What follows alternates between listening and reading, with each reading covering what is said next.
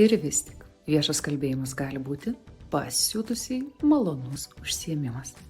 Man labai pasisekė. Mano mama teatro režisierė. Atsimenu, kaip man ir mano sesiai dar būnant labai mažoms, jis skaitydavo vakarais mums pasakas. Jis skaitydavo tokiu būdu, taip įdomiai, kad kartais mes prieš miegą verkdom iš juoko, kartais liūdėdom, džiaugdavomės ir patirdavom be galo daug emocijų ir išgyvenimų, vien klausydamos paprastą lietuvišką pasaką.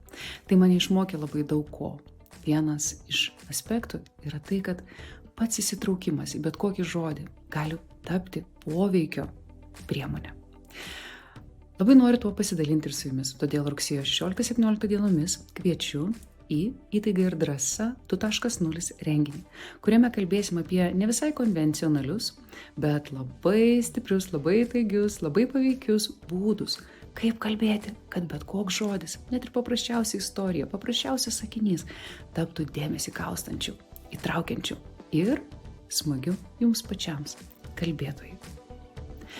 Susitinkam visai netrukus ir vis dar galioja nuolaidos. Iki.